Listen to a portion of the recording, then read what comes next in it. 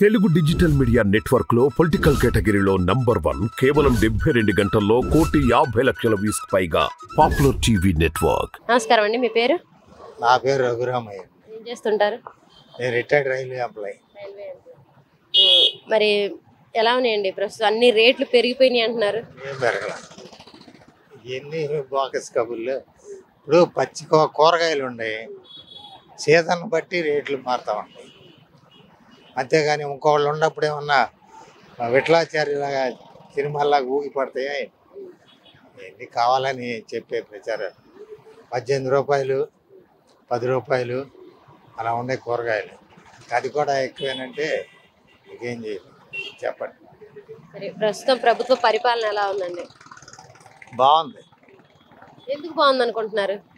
మీరు ఎందుకు బాగాలేదు అనుకుంటున్నారు చెప్పండి. అంటే మేము అనుకోవటం కాదు, ప్రతిపక్షాలు అయితే మాత్రం బాగాలేదు అంటే అన్ని రేట్లు పెరిగిపోయినాయి. జగన్ వచ్చిన తర్వాత 30 ఏళ్ళు వెనక్కి వెళ్ళిపోయింది మళ్ళీ ఆంధ్రప్రదేశ్ అంటున్నారు. ఆంధ్రప్రదేశ్ ప్రజలు చేసుకున్న మంచి మేలు ఏంటంటే, వాళ్ళు చేసుకున్న పుణ్యం ఏంటంటే, కరోనా టైంలో జగన్ గారు కాకుండా ఆ చెప్పేవాళ్ళు ఉంటే గుట్టలు చచ్చిపోయేవాళ్ళు జనం. వాళ్ళు ఉంటే ఎప్పుడన్నా వచ్చారా జనంలో కాళ్ళు? చెప్పండి, మీరు చెప్పండి వచ్చారా? అస్సలు ఏ క్లాస్ ఫుడ్ పెట్టాడు కరోనా టైంలో. కరోనా వాళ్ళు కానీ లేకపోతే మంచి ఫుడ్ పెట్టాడు. ఆర్థిక ఇబ్బందుల్లో రాష్ట్రం ఉండా కూడా మంచి భోజనం పెట్టాడు, బాగా చూశాడు. వీళ్ళు చెప్తున్నారు కదా, హోటల్ దగ్గర స్వర్ణ ప్యాలెస్ 10 మంది చచ్చిపోయారు. అప్పుడు వీళ్ళు ఎందుకు మాట్లాడాల? కులాలు అడ్డు వస్తాయండి. తప్పండి. రాజకీయాలు కులాలతో ముడిపెట్టుకుంటే ఎవరేం చేయలేరు. ఒక కులం వాడైతే రాజకీయ పార్టీ అధికారంలోకి రాదు. మంచి చేస్తే కులాలతో సంబంధం లేదు, ఎవరైనా ఓట్లేస్తారు. మంచి చేయకుండా ఒక నలుగురిని బాగు చేసుకొచ్చి ఆ కులం అని ఏదో వాళ్ళని మేనేజ్ చేసి చెప్పిస్తే అవదు. ఓకే అండి. మరి అంతేకాకుండా మరి ఇప్పుడు 2024 ఎలక్షన్స్ కూడా దగ్గరకు వచ్చినాయి. మరి జగన్ గారిని ఓడిస్తానని చెప్పేసి చంద్రబాబు నాయుడు గారు అంటున్నారు కదండి పులివెందల్లో. వాళ్ళే వెళ్ళిపోవడానికి సిద్ధంగా ఉన్నారు. వాళ్ళే చెప్పిన వాళ్ళు, చంద్రబాబు నాయుడు, ఇతను పవన్ కళ్యాణ్ ఇళ్ళకెళ్ళడానికి సిద్ధంగా ఉండి ఆ మాట మాట్లాడారు. సెంట్రల్ గవర్నమెంట్ బీజేపీ కూడా కలిసింది కదండి. వాళ్ళకి తెలుసు చంద్రబాబు నాయుడు రేపు ఎలక్షన్ తర్వాత మళ్ళీ కోర్టుకి వెళ్ళాలి, కోర్టులో ఏ తీరిపోతుందో తెలియదు. రీసెంట్గా మర్చిపోయారు, కేజ్రీవాల్ని ఇలా జైల్లో వేశారు. ఇంక నువ్వేముంది ఎమ్మెల్యే కాళ్ళ పట్టుకుని బతిమలాడి పొత్తు పెట్టుకున్నాడు. ఈయన గెలవటానికి కాదు, గెలవకపోయినా బాధలేదు. వాళ్ళకి తెలిసి ఆ సంగతి. జైల్లోకి వెళ్లకుండా ఉండాలి, ఎలా నన్ను ఆయన కాపాడుకోవాలి. వాళ్ళ వదిన ఉంది కదా పురంధరేశ్వరి, ఆమె ఎన్ని పార్టీలు మారిందో ఆమెకే తెలియదు.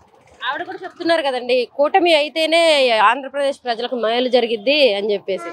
14 సంవత్సరాల్లో ఎన్ని మేలు చేశారు కూటమికి? కొంచెం 14 సంవత్సరాలమ్మా, ఎన్ని మేలు చేశారు? 14 సంవత్సరాల్లో చంద్రబాబు నాయుడు పరిపాలన చేశాడు. వాళ్ళ మామగారిని పడేసి వెన్నుపోటు పొడిచి, ఎన్టీ రామారావు గారిని వెన్నుపోటు పొడిచి పార్టీని హస్తగతం చేసుకుని పరిపాలన చేశాడు. ఎప్పుడైనా ఆయన 14 సంవత్సరాలు సర్వీసులో చంద్రబాబు నాయుడు ఈ మంచి పని చేశాడు, మేనిఫెస్టోలో ఈ 10 ఇచ్చిన దాంట్లో 5 చేశాడు అనేది ఆయనకి ఏమన్నా ఉందా? ఎక్కడ? అసలు ఏదైనా పేదలకు ఏదైనా మేలు జరిగిందంటే అది కేవలం టీడీపీ ప్రభుత్వంలోనే, మహిళలకి పెద్దపీట వేశారంటే అది టీడీపీ ప్రభుత్వంలోనే అని చెప్పేసి చంద్రబాబు నాయుడు గారు చెప్తున్నారు కదండి. పాదిరికుప్పం, నీరుకొండ, చుండూరు ఇక్కడంతా పేదవాళ్ళ మీద, దళితుల మీద దాడులు చేసి ఇల్లు తగలబెట్టి జనాలు చంపి ఆయన ఆధ్వర్యంలోనే జరిగినాయి. చంద్రబాబు నాయుడు వంగవీటి మోహన్ రంగాని ఆయన ఆధ్వర్యంలోనే చంపారు. వాళ్ళ అబ్బాయి ఆయన ఆలోచన లేకుండా వెళ్ళి వాళ్ళ పక్కన నిలబడ్డాడు.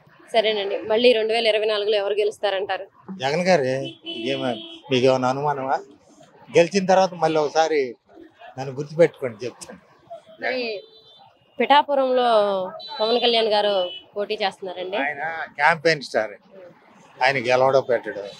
ఆయన ఇప్పుడు మాట్లాడిన మాట ఇంకొకసారి మాట్లాడు, అదేమంటే ఇలా అంటాడు, ఆ ఇగ్గు ఊడిపోద్దామని జనాలకు భయం. ఎందుకమ్మా, ఆయన ఏదో వాళ్ళ అన్నయ్య పని, ఆయన యాక్టర్ కాదు, ఆ చిరంజీవి గారిని పెట్టుకుని వాళ్ళ అన్నయ్యని అడ్డం పెట్టుకుని ఆయన ఏదో నటన చేసి పోతున్నాడు జనాన్ని మోసం చేయడానికి. ఇప్పుడు ప్రజారాజ్యం పార్టీ పెట్టినప్పుడు వాళ్ళ అన్నయ్య బ్రహ్మాండంగా ఆ మీటింగ్ చూస్తే ఇంకేముంది, ఆంధ్రప్రదేశ్ ముఖ్యమంత్రి చిరంజీవి గారు అవుతారు అనుకున్నారు. అయ్యాడా?